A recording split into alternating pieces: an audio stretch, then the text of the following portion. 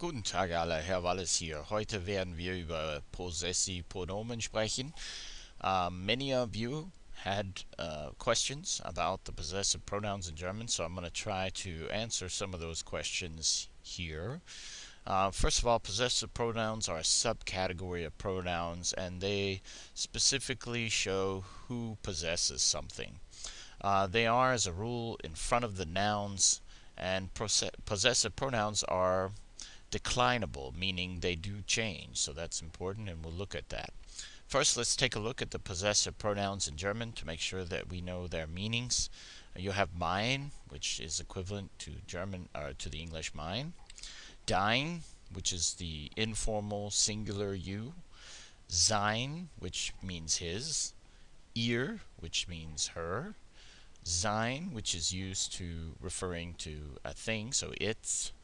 Unser, ours, euer, y'all's, meaning a group of people or an informal group of people.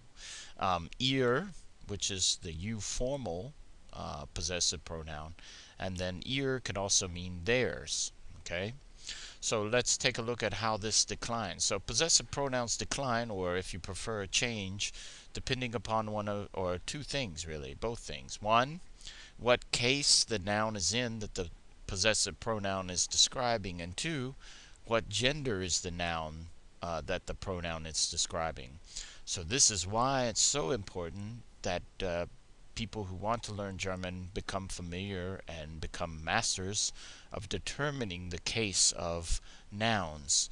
Okay, so let's see how the possessive pronoun mein changes in German using this chart. So here I have the four cases: nominative, accusative, dative, and genitive.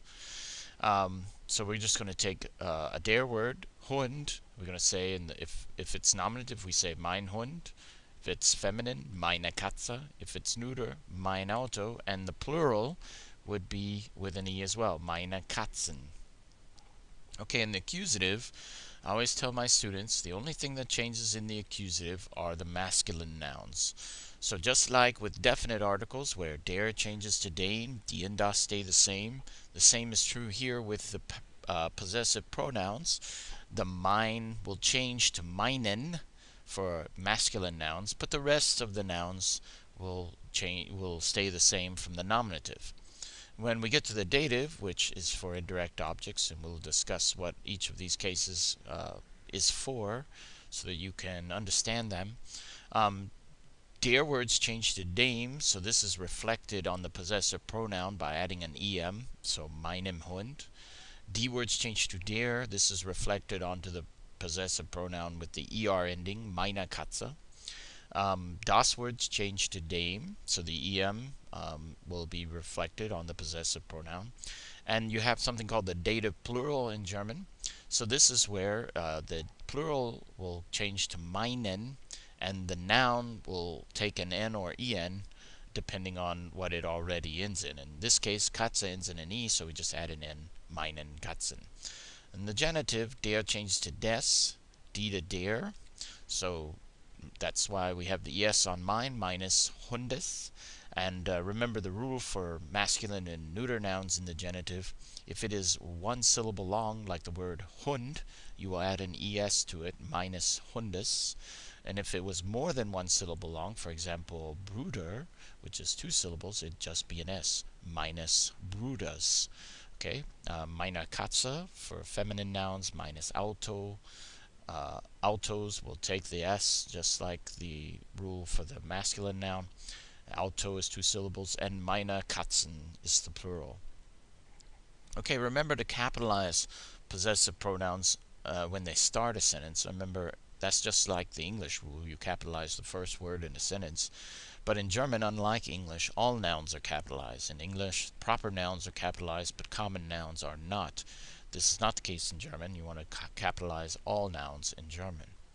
Okay, so now we're going to do some exercises with each of the cases using the possessive pronouns so that you can see what they do.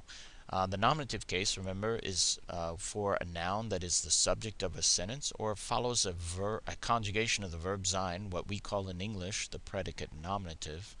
And I've got some examples here for you, and I'm going to show you how we fill those in.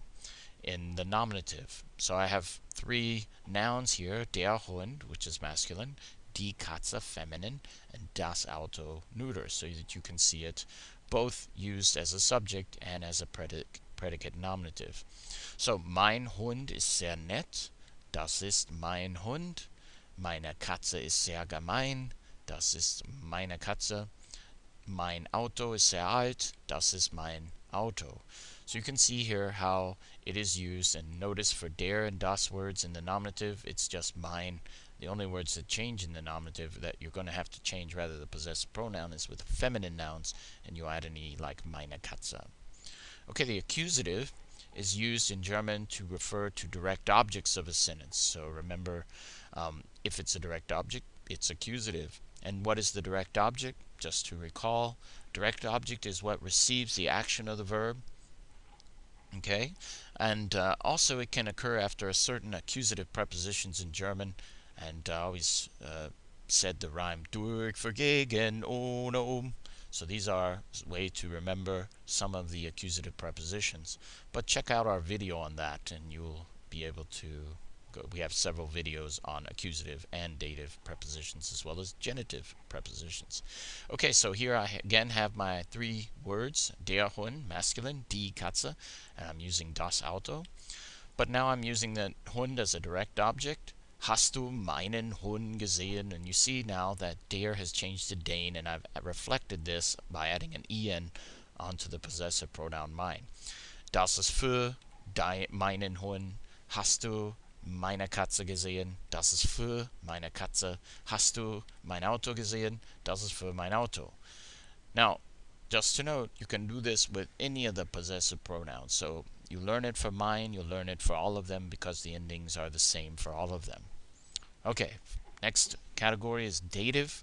Remember, the dative case in German occurs when the noun is the indirect object of a sentence, or it comes after certain dative prepositions, some of which are aus, außer, bei, mit, nach, seit, von, zu. And just a note here, there are also a class of two-way prepositions. They consist of 9 prepositions. In English, we call them prepositions of location, like in, on top of, under. In German, in, auf, unter. So remember, if it's showing where something is located at, you're going to use the dative. And if you're moving into the room, for example, that's action, so it's accusative. Now back to this. Here I have three nouns again: der Hund, die Katze, and now I'm going to use das Kind, just because it made more sense to me. Alright, so now I'm going to use them as indirect objects. So you can see, ich habe meinem Hund einen Ball gekauft. So I bought what? A ball. That's the direct object. So you'll notice der Ball changed to einen Ball. And I bought it for my dog, which is the indirect object. So therefore dative. And here we're going to use mit. Mit is a dative preposition. So ich habe mit meinem Hund gespielt. Ich habe meiner Katze einen Ball gekauft. Ich habe mit meiner Katze gespielt. Ich habe meinem Kind einen Fußball gekauft. Ich habe mit meinem Kind Fußball gespielt. So you can see in all these examples how for der words and das words it's changing to meinem, and for die words how it's changing to meiner. And if I were to have a plural example here in the dative, it would be meinen Katzen zum Beispiel. Ich habe meinen Katzen viele Spielzeuge gekauft. So I bought my cats a lot of toys. So this is another example. Okay, finally, the genitive is used in German to show possession. It's sort of no longer used to, well, it is used in English. We show it with the apostrophe S. But this is sort of strange for English speakers and for people to grasp who are not familiar with this. This is more akin to Old English. You might, if you're familiar in the way that Old English showed possession. So here we go, der and die and das. So I've got, that is my dog's ball, would be das ist der Ball meines Hundes. So it's literally, that is the ball of my dog. Das ist der Ball meiner Katze, und das ist der Fußball meines Kindes. So these are examples of how these possessive pronouns can take endings depending upon the case of the noun that it's modifying and the gender of the noun it's modifying. Ich hoffe, dass das ein bisschen hilfreich war und vielen Dank für das Zuschauen und Zuhören. Auf Wiedersehen.